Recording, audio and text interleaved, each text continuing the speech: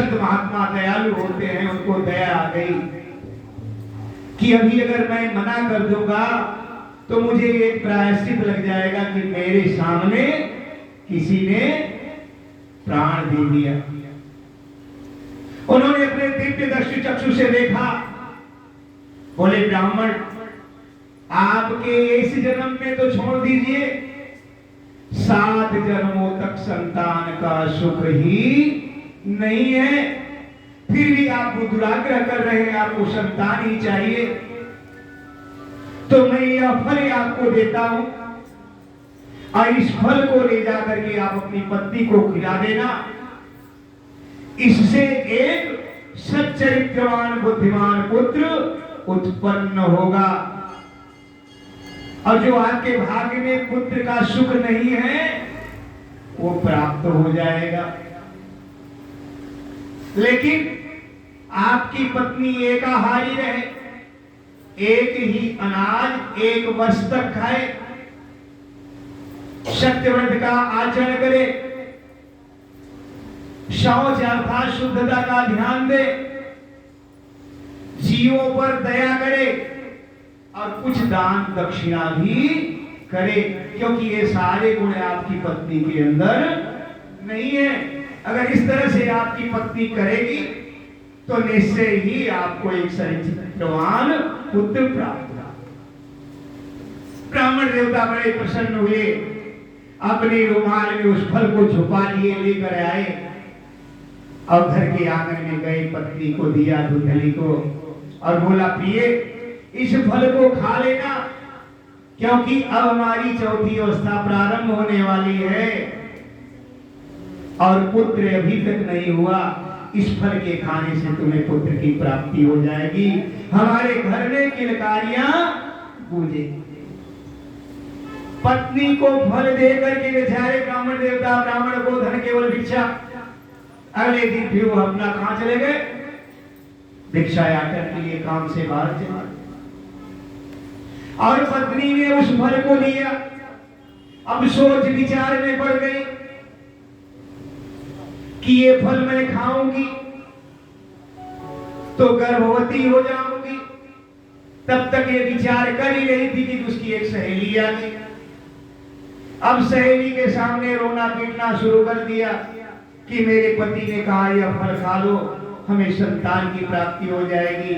आप ही बताओ, अगर मैं इस फल को खाऊंगी तो गर्भवती हो जाऊंगी, गर्भ रहने पर मुझसे चला फिरा नहीं जाएगा, जो अभी मनपसंद चीजें खूब ज्यादा खा लेती हूँ वो ज्यादा खाया नहीं जाएगा, दुबली पतली हो जाऊंगी, और उसके बाद प्रसव होगा, उस प्रसव के समय कितनी पीड़ा होगी वो पीड़ा मैं बर्दाश्त नहीं कर पाऊंगी, मैं तो सुकुमार हूं।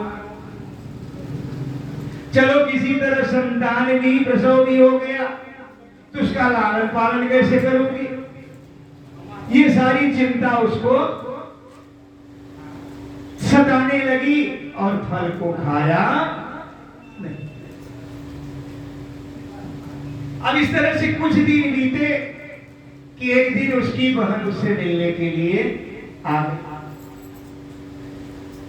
बहन ने पूछा कि बहन तुम्हें क्या चिंता है, तुम चिंतित सी दिख रही हो और काफी दुबली पतली हो गई हो, क्या कारण है?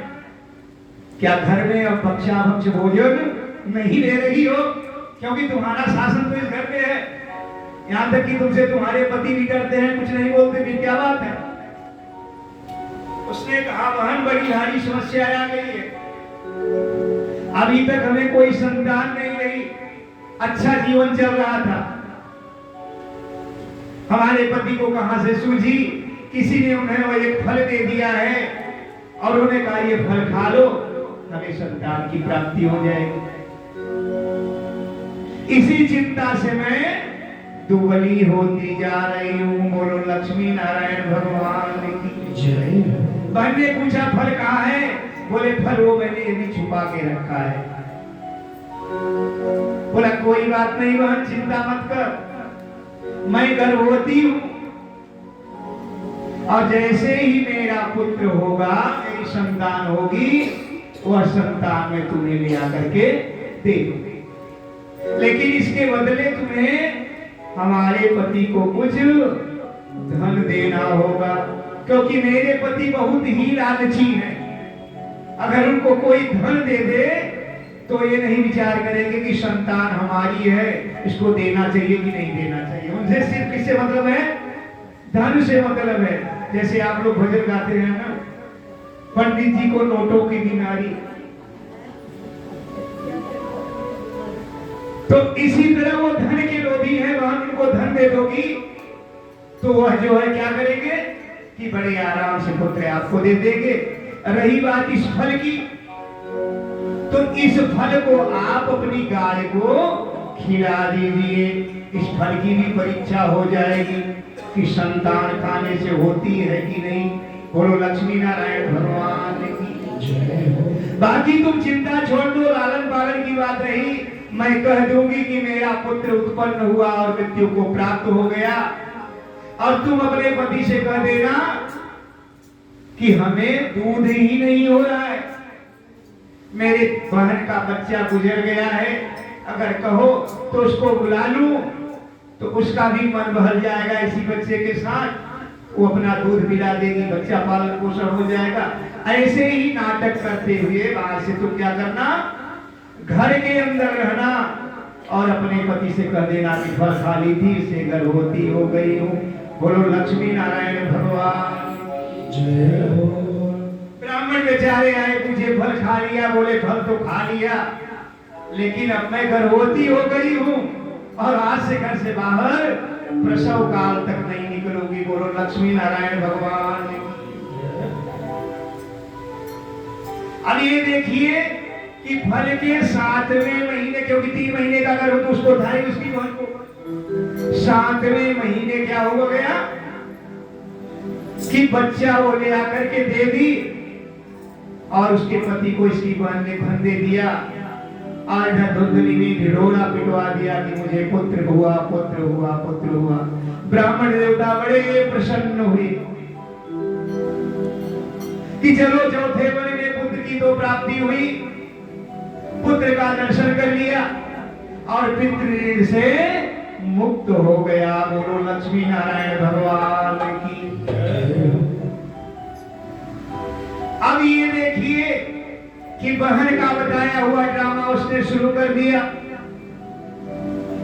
ब्राह्मण के पास गई, बोली स्वामी हमारे तो दूध ही नहीं हो रहा है और गाय भैंस अन्य जानवर के दूध से मैं अपने बच्चों का पालन पोषण नहीं करना चाहती हूँ। अगर आप कहें तो मेरी बहन का जो है बच्चा हुआ था, उसका बच्चा मर गया, अब मैं उसको बुला लेती हूँ, तो एक तो उसको बच्चे का सुख